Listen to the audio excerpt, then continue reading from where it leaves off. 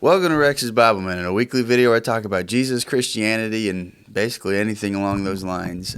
We are finishing up the Thessalonian letters this week. I'm really excited about it. This is our 15th week in these letters, and it's been a really eye-opening study for me personally. You know, I'm the guy teaching it, but you know, I'm learning as much as you guys are sometimes. And I'm hoping that this entire experience really helped you grow deeper in your understanding of maybe the end times, of maybe church morality, of maybe church function. But most of all, I hope it just draws you closer to God. And so we're going to finish up the Second Thessalonians letter today. Next week, we're going to be starting into the Johns, 1st, 2nd, and 3rd John. So just a quick recap on the context of the Thessalonian letter, since, you know, it's been a while. These are some of the first letters that we have from Paul. As a matter of fact, they are the first letters we have from Paul, we're pretty sure. But this took place on Paul's second missionary journey, and Paul went around starting churches amongst Gentile communities. And after he would start them up, he would write letters to them. And the Thessalonian church in Thessalonica, modern-day Greece, Thessaloniki is the name of the city, he got run out of town pretty quick, and so he didn't get to stay and establish the church the way he would have liked to. And so he gets run out of there, he gets run out of Berea, he goes down to Athens, he leaves there, he goes to Corinth. So we're talking a little while after he was in the city. He's already sent back an assistant named Timothy. Timothy's brought back a report, and that's what these two letters are. He sends one letter, and then he gets reports back that there's some misunderstandings and some issues coming up. And so within a couple weeks to maybe a month, he writes the Second Thessalonian letter, and that's where we're at. And so we're getting to the end. In today's section, we're going to cover that big problem, that big issue that's being reported to him. That's what the focus of today's letter is, and then the final greetings, the saying goodbye, basically, the sincerely Paul kind of deal at the end. And so let's get into this. We're going to be in chapter 3, verses 6 through 18. So verse 6 through the end of the letter. So this is what it said. Let's get into this. It says, "Here's a command we have for you, my dear family. In the name of our Lord Jesus the Messiah, keep away from any member of the family who is stepping out of line and not behaving according to the tradition that you received from us. You yourselves know, after all, how you should copy us. We didn't step out of line, nor did we eat anyone's food without paying for it. We worked night and day with labor and struggle so as not to place a burden on any of you. It wasn't that we don't have the right, it was so that we could give you an example for you to copy us. And indeed, when we were with you, we gave you this command: those who don't work shouldn't eat. You see, we hear that there are some among you who are stepping out of line, behaving in an unruly fashion, not being busy with real work, but just busybodies. To people like that, we give this command and exhortation in the Lord Jesus the Messiah. Do your own work in peace and eat your own bread. As for you, my dear family, don't get tired of doing what is right. If anyone doesn't obey our word in this letter, take note of them. Don't have any dealings with such a person so that they may be ashamed. Don't consider a person like this an enemy, but rebuke them as a member of the family. Now may the Lord of peace give you peace always in every way. The Lord be with you all. I, Paul, am sending you this greeting in my own hand. This is the sign in each letter of mine. This is how I write. The grace of our Lord Jesus the Messiah be with you all." So let's make sure we put ourselves in context, right? Again, with the external context, there's a problem that Paul has heard about after the first letter was delivered. Here it is. And we're going to talk about what that problem is and why that problem is and how do we fix that problem, because we still face it today. But the train of thought is Paul has transitioned to this final exhortation part of the letter. Like, this is the final thoughts. This is, you know, I've got it. This is the last things he wants to make sure that they get across. And last week, Paul asked for prayer. So that's a common part of this part of Paul's letters. And I've said part too many times. But at the end of his letters, he requests prayer and he requests things, and he also makes final commands and advice and exhortations and stuff like that. So this week, we're looking at a problem. Now, tug of war is probably one of the most common kids' games. I remember playing it at field day in school growing up. You know, they'd have each of our classes would go against each other, and whoever could pull the other team across the line won. I remember watching a TV show a while back about, I really don't know what it was called, but it was about 4 of the strongest men in the world, 4 strongmen. And if you aren't familiar with strongman competitions, it's kind of like weightlifting, except for they don't use weights in a sense. they do more real world kind of feats of strength. So they'll lift like huge boulders over or put a bunch of them up on a pedestal, or they'll throw a keg over a bar, and whoever can throw it the highest wins, that kind of stuff. Just stuff that takes crazy amounts of strength to do, but it's not just, you can't train for that specifically. You have to be just kind of all around strong.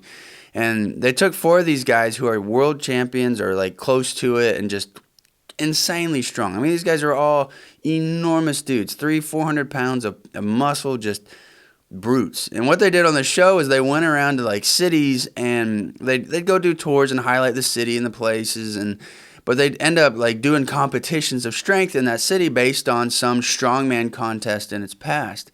In one episode, they go to Scotland, and Scotland being famous for the Highland Games, the guys all compete in Highland Games. And one of the highlights of the Highland Games is a tug of war. And so you have these 4 dudes who are just monsters. I mean, humongous. Over, like, one guy's like 6'8", 400 pounds. Like, they're all huge guys who are, objectively some of the strongest people on the planet. And they go up against a group of Highland competition guys, wearing kilts, and they do tug of war. And it's kind of crazy because despite the fact that those 4 guys were objectively stronger, they couldn't win that tug of war against those guys who were so much smaller and so much weaker. Why not? Well, it comes down to strategy. It comes down to the smaller guys had a strategy. They were specific about how they placed people on the rope. They're specific about how they grabbed the rope. They're specific about their feet. And most importantly, they're specific about how they moved in unison. That is the problem that Paul is talking about. That churches that try to be like the strongman, everybody operating on their own strength and moving under their own guidance, their own direction, they're not united in movement and strategy with everybody around them, that church is weaker than the world around us. That church is prone to problems. Whereas if a church is united in the way that they're stepping, the way that they're moving together, the way they're living life together, well, that's a healthy church, and that's what we should all be striving to be. But Paul is saying some people are stepping out of line. Some people are out of step. He says that in verses 6, 7, and 11. I kind of tried to make a point to emphasize it as I read it.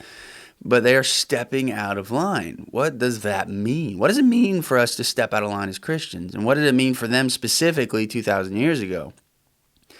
Well, here's the thing that you got to know about a church.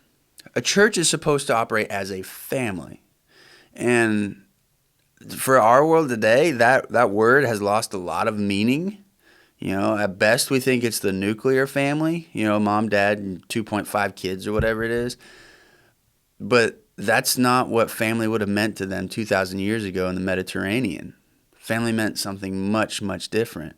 It really focused more on an entire group of kin, people who related, aunts, uncles, mom, dad, grandma, grandpa, cousins, everybody's mutually supporting each other. I mean, you're getting back to some essential concepts within the Bible. If you remember our studies on fictive kinship, the idea that's what a covenant is. It's the only people you could trust were your family, but you needed to trust people who weren't family, so you created covenants, this fake kinship with them.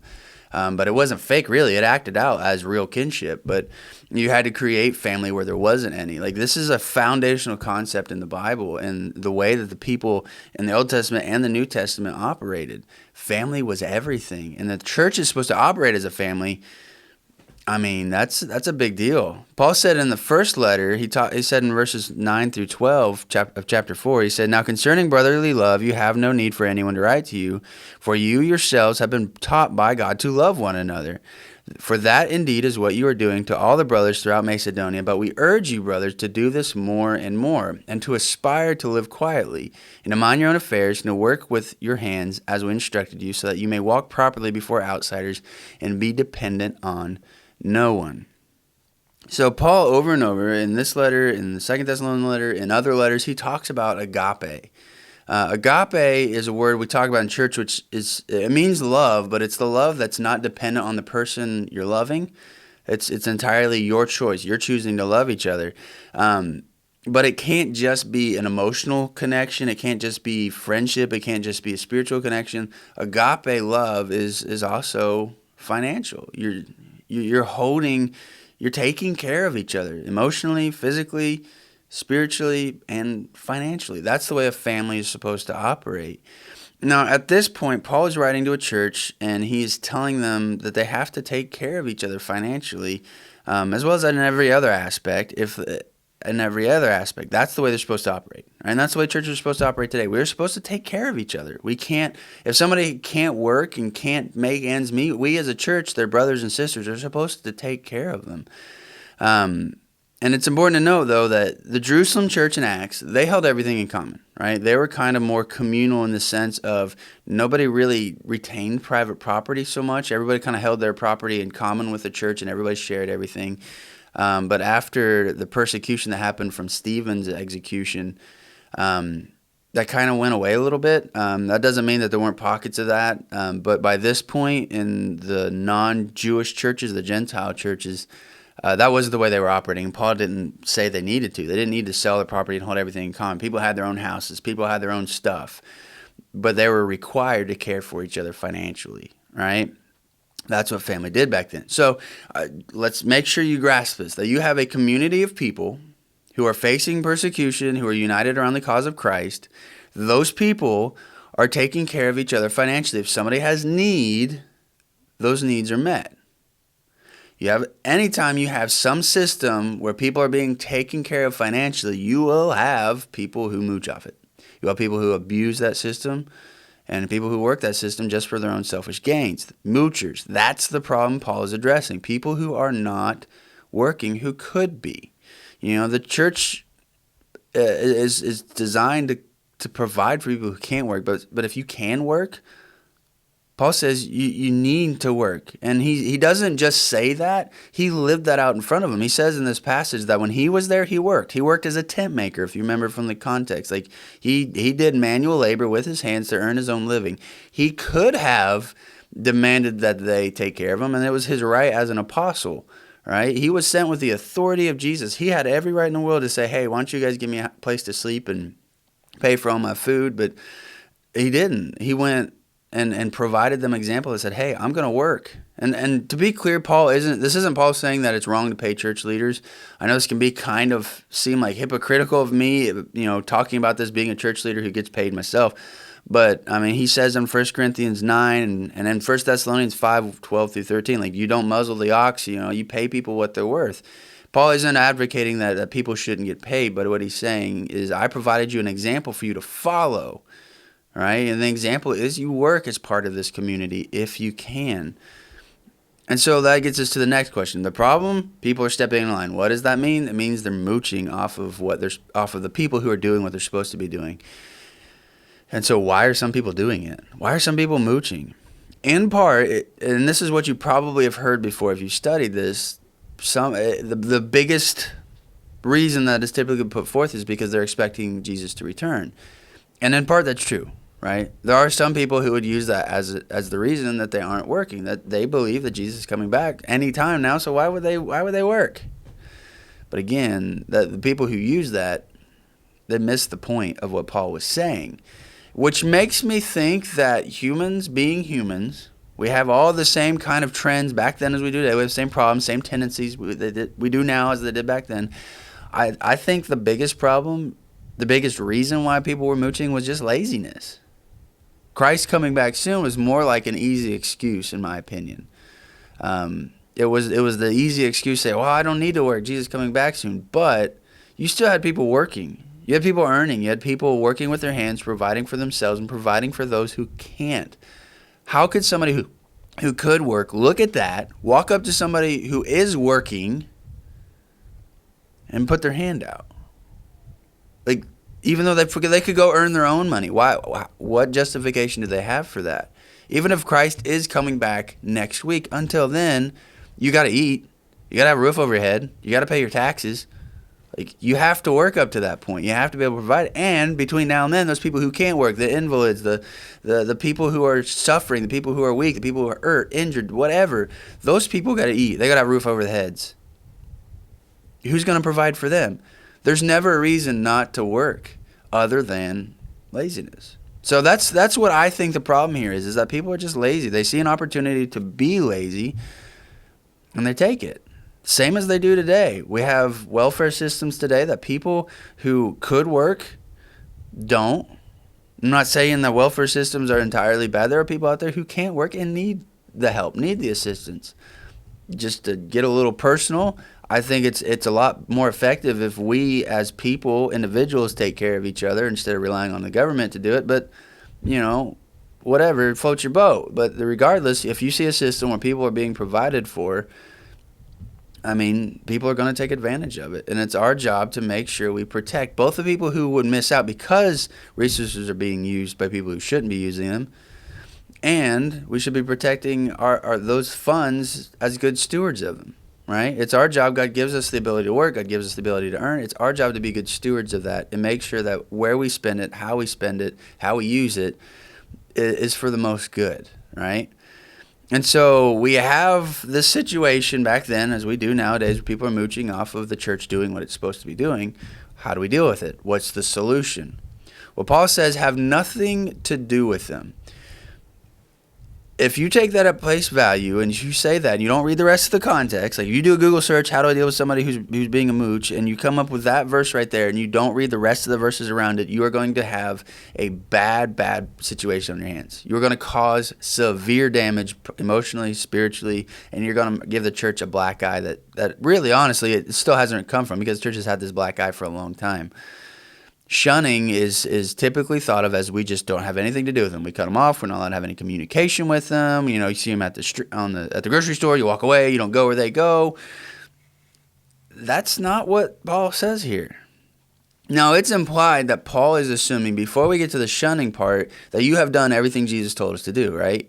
Because Paul is only teaching what Jesus taught him. That's what Paul's letters are. That's what all the apostles' letters are. That is, they are teaching what Jesus has taught them, either what Jesus taught in his lifetime or after, as Jesus has continued to minister them. We know that Paul saw the risen Christ after his resurrection and ascension. Like, they're teaching what Jesus has taught them. And Jesus taught in Matthew 18 specifically how to deal with somebody who's sinning against you. Mooching being a sin against you. It's somebody, abusing the resources of the church. It's lying, basically. You're saying you can't work, but you can. Right? That's a sin. That's a lie. So how do we deal with somebody who's sinning against us? Well, Matthew 18 spells it out pretty black and white. You go and you talk to him. It's incredible how many problems would be done with if you just went and talked it out. But a lot of times we don't. If that doesn't work, you go and talk to them one-on-one. You go and you bring one or two more people with them to talk with them. If they still refuse to change it, you bring it before the elders in the church.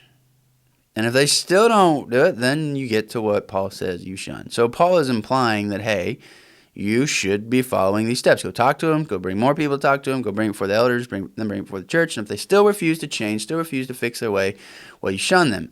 But how you shun them matters, because it's the difference between an abusive parent and a loving parent. Right? Every kid does things that they need punished for. Every child. I have a 4-year-old and a 1-year-old, and right now the 4-year-old is having to learn some lessons, about respect and about loving your parents and about, doing things that your parents tell you to do.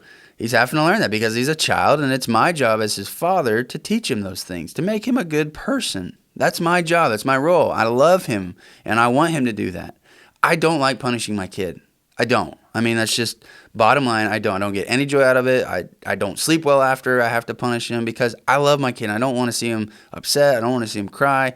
I love my kid that much, but it'd be abusive of me if I don't teach him right from wrong. If I don't teach him how to be a good person, that would be abuse in my mind. Like that, you can't do that as a parent. You have to teach your kids how to be good people, right? But you do it out of love. You don't do it out of anger. You don't do it out of rage. You don't do it out of frustration. Even though you might be feeling all those things, those aren't the motivation. The motivation is love and wanting your kid to be the best person that they can be. Well, that's what Paul is talking about. When we deal with people who are mooching, or any other sin for that matter, if they get to that last step of what Jesus talked about in Matthew 18, well, we shun them, we punish them with the intention of them being fixed, with the intention of them seeing the error of their ways. We do it out of love. And so that doesn't mean you completely ignore them. If you want to get specific with what Jesus said in Matthew 18, he said that you treat them as a Gentile or pagan. The Jewish people wouldn't just ignore Gentiles and pagans. Like, they still would talk to them, but they treated them as outsiders. Does that make sense? Like if somebody has decided to point blank refuse to obey what Jesus has taught, that's part of the Great Commission. The last thing Jesus said before he ascended was, teach them to obey what I have taught you. If they flat out refuse to do that, well, then you treat them as an outsider because they're living as an outsider. They're living as somebody outside of what the community says is acceptable. That doesn't mean you ignore them. That doesn't mean you take their phone number out of your phone. That doesn't mean you unfriend them on Facebook or whatever. Like, it means you say, hey, we love you. You can even still go to church with us, but you're not part of us right now. You're not one of the member of the family because you're choosing to live in a way that goes against what Christ taught us. The purpose is love. The purpose is restoration, not punishment, right? Discipline is never supposed to be about the discipline. It is always supposed to be about the solution, about making the person see the error of their ways or making the person a better person. That is the point of it. It's never done it's never done out of anger. It's never done out of hate or wanting to get rid of somebody. It's not a revenge thing. It's not a vengeance thing. It's a love thing. And if you do it for any other reason besides that, well, then you're going to do real damage. So that is where we finish up with a big problem. The end of the letter is really just Paul saying, I'm signing this part with my own hand. Paul, like most leaders back then, usually used a secretary or somebody to write down as they spoke it. It was dictated, not written. What we're referring at the very end here is that Paul picked up the pen and signed it by himself. He said, he wrote this line, I, Paul, am sending you this greeting with my own hand. Like he's writing it at the end. His secretary, whoever, Silas or Timothy, whoever's writing it down, he picked up the pen for the last part. He signed it himself. And so really that's all that means at the end. And that brings us to the end of Thessalonians. Woohoo, we did it. We went through these 2 letters. It took us 15 weeks, but it's been an awesome ride. I hope this has been helpful and beneficial to you. As always, come back next week. I want to start 1 John. So there's always the next thing to study, the next thing to learn, and hopefully help you grow in your faith. If you have any questions, as always, reach out. Until next time.